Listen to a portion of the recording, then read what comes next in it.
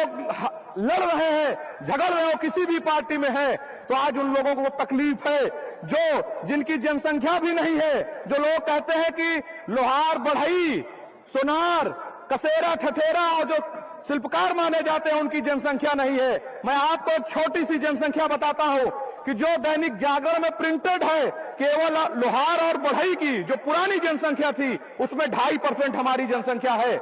हम कहां से कमजोर हैं? मात्र 2 भाई की बात बता रहा हूं।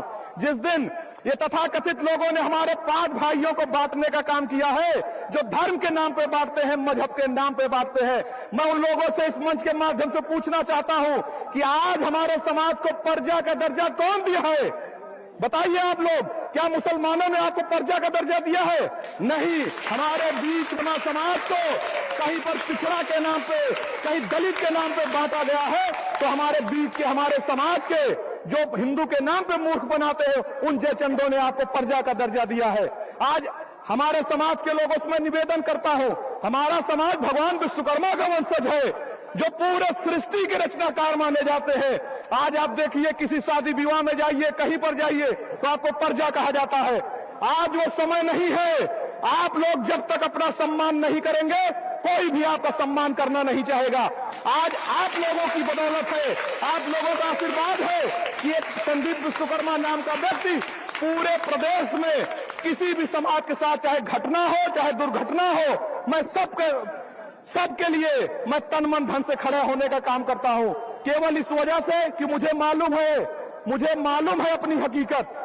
जो लोग कहते हैं, आज आप लोगों को इतिहास का पन्ना पलटना है, पलटकर आप गूगल के माध्यम से, यूट्यूब के माध्यम से देखिए। एक बात मैं और कहना चाहूंगा इस मंच के माध्यम से, जो लोग महाराणा प्रताप को अपना वंशज मानते हैं, मैं उन्हीं के लिए बताना चाहूंगा कि जिस समय मुगलों ने आके आक्रमण किया, तो हमारे समाज के, जिनको गाड़िया लोहार कहा जाता है, उन गाड़िया लोहार के वंशजों ने, हमारे वंशजों ने ये प्रतिज्ञा ली 450 साल तक कि जब तक देश आजाद नहीं होगा, हम लोग उस किले में कदम नहीं रखेंगे। आप लोग गूगल करिएगा, जिस दिन देश आजाद हुआ, भारत के प्रथम प्रधानमंत्री पंडित जवाहरलाल नेहरू जी समाज के लोगों को ले जाके चित्तौड़ के किले का ताला तोड़वाने का काम किए थे। हमारा समाज हमेशा जब जरूरत हुई, आज जितने भी युद्ध हो रहे हैं, जितने युद्ध हो चुके हैं, अगर उसमें तलवार हो, अस्त्र हो, शस्त्र हो, अगर हम बना के न देते, तो आप लड़ाई कैसे लड़ते? डंडा से लड़ लेते? अब्धा से लड़ते? नहीं। हम लोगों को वंशजों ने पूरे भारत को एकजुट करने के लिए काम किया।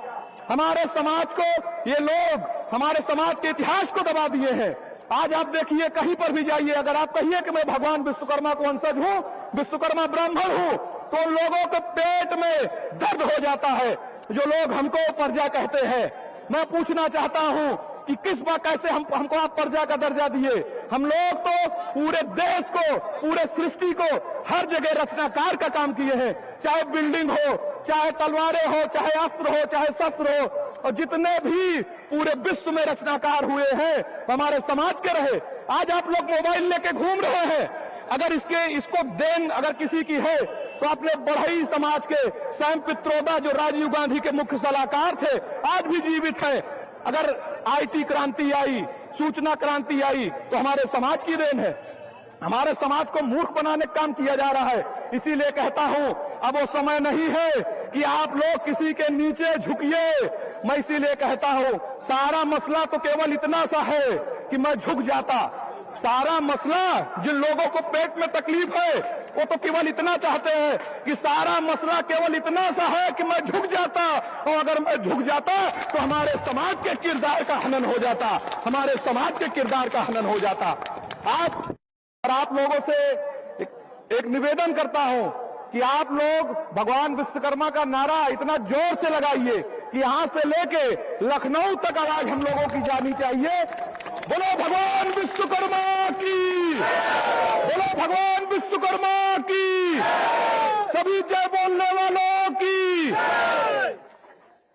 आज सबसे जरूरत है, तो हमारा समाज केवल मात्र एक जगह कमजोर है, तो वह है केवल राजनीतिक रूप से।